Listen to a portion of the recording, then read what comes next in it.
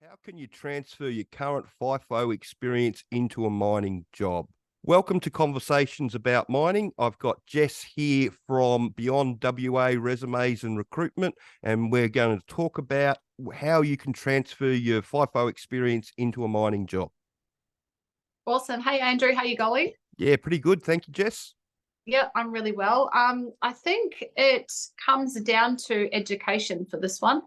A lot of people, I was just saying to Andrew actually off camera, I have a lot of people come through, especially tradespeople that have worked construction for a long time in a FIFO role, or you've worked in a kitchen as a utility, or you've worked as a chef, or you've done other roles around on site, but not actually been within the production area.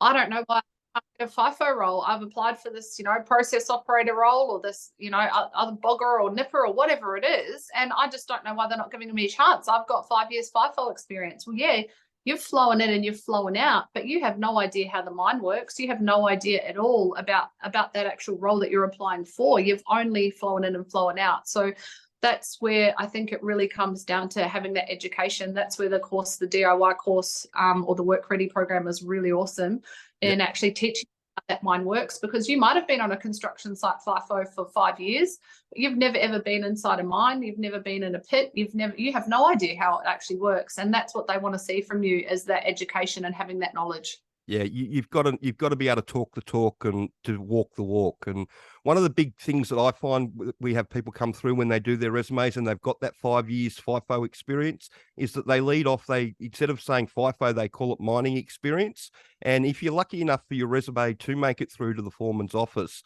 if a foreman reads the start of a resume and it says, I've got 5 years mining experience, they're expecting a charge-up operator or a bogger operator or somebody with a bit of jumbo experience or something like that. And when they read on down that you've got only construction experience, you don't actually have any mining experience, that's the end of that. But, the resume goes straight in the bin. I've watched that happen hundreds of times over and over again. You need to be really clear about the experience that you've got. And if you can, like Jess said, if you can marry that up with a bit of education with your current experience, and you can actually talk to them about what, if they ask you what's going to happen if a rock slides down your scaling bar, and you could say, I'm going to drop the bar, and, what are you going to do if you smell stench gas? I'm going to go to the refuge chamber. If you can do all that and show them that you've got all that knowledge in there, then they've got something to work with. And then your FIFO experience really does count for something then, because they know that you can make it to the plane and all that sort of stuff. But if you don't have that education behind you, that's the piece that's missing for a lot of people when they want to transfer over from the construction side of the industry or the civil side or the shutdown side into the production mining side of things. Yeah. And yeah, it is really key to have that education. And also, not just for you to ace the interview and for you to be able to talk the talk, but also so you have an idea of what you're getting yourself into. Because if you've worked on a construction site for 5 years, say you're a rigger or a carpenter or something, and you go and apply for an underground role as a driller's offsider, do you actually know what that environment's going to be like? Do you know what you're going to be doing 12 hours a day? Can you handle being pitch black and the damp and bloody hot? Do you actually know what you're getting yourself into? And we have a lot of people come and think, I'm going to be a driller's offsider. I'm fit, I'm strong, I've worked a physical job, I'm going to smash this. And they last half a shift and go out and quit and fly home the very next day. It happens every single week. I could tell you at least one person that I have that happened to from our clients, because they haven't prepared themselves, they haven't done the research, and they haven't educated themselves about actually what this job is going to look like on a day-to-day basis. And it can be really daunting. Yeah, it can be. Yeah, and not that we do this anymore, but back in the day before we were all politically correct, the crew used to run the book on the new starter to how long they were going to last and whether they were going to make it or not. And you could, there was quite a bit. Pretty sure they still do that. I wasn't going to say that, but yeah, that sort of stuff probably still goes on. But back in the day, it definitely went on, and there was some serious money involved in it sometimes. And so, which was good and bad at times, because if somebody had some serious money on you making it, then they had an investment in, trying to help you make it. But if they decided that you weren't going to make it, then they weren't going to do it. They weren't going to lift a finger to help you, sort of thing. And that's where the education comes into it as well, because if you're relying on somebody else to teach you once you get to site and you go through all your inductions and your training that you've done and you're with your buddy and your buddy isn't really very good, then it leaves you high and dry.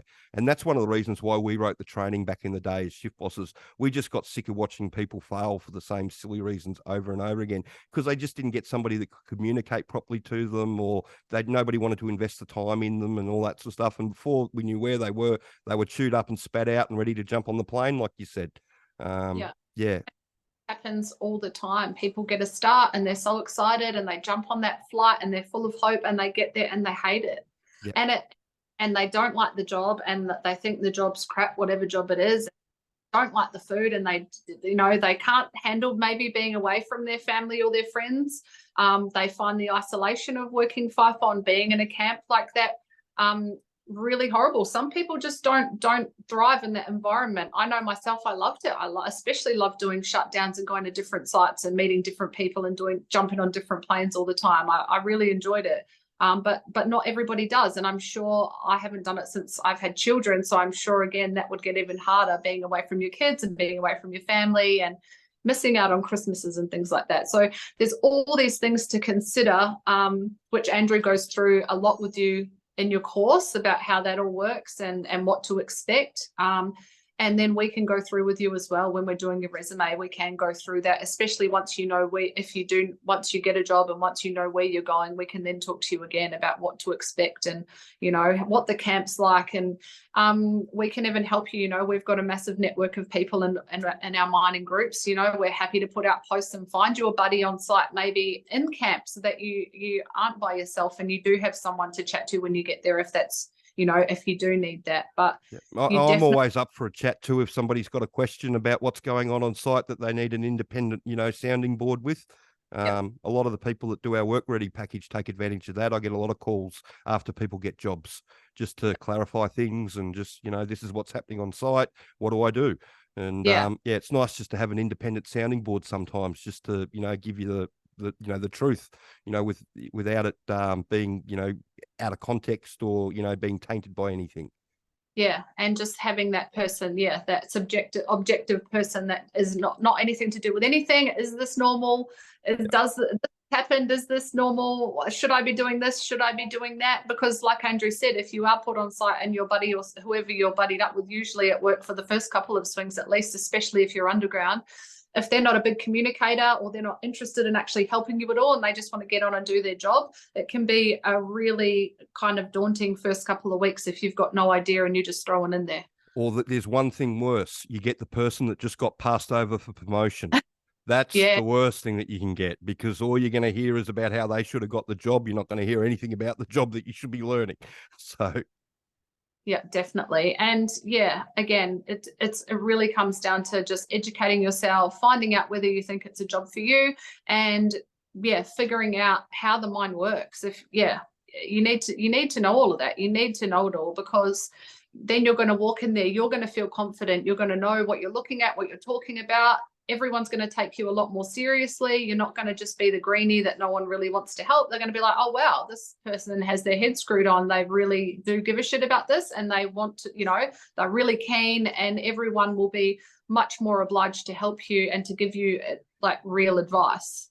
Yeah, and we've had some feedback from people. You can look at the Wall of Fame page from some of the messages that people have sent through. And there was a young guy a couple of years ago that got a nipper's job. And he says in his message, you should have seen the look on the shift boss's face when I jumped in the ute and I knew what a scaling bar was and I knew what the vent bag was and I knew what this was and I knew what that was and all that sort of stuff. He said that, the shift boss was just blown away and, everybody's happy because they didn't have to drag me up.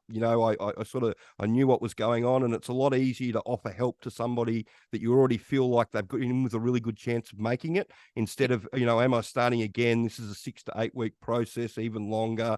Is this person only going to last 3 days or 5 days? And I put all this effort into them and then they just walk out. That's the issue that you have as going in as a new starter. There's unfortunately the reason that you're there is because somebody's either moved on or failed, in front of you. And yeah, you know, it just is what it is in that respect with the industry. Yeah, it is.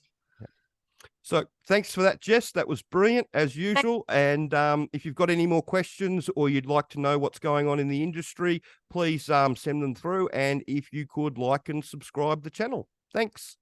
Thanks. See ya.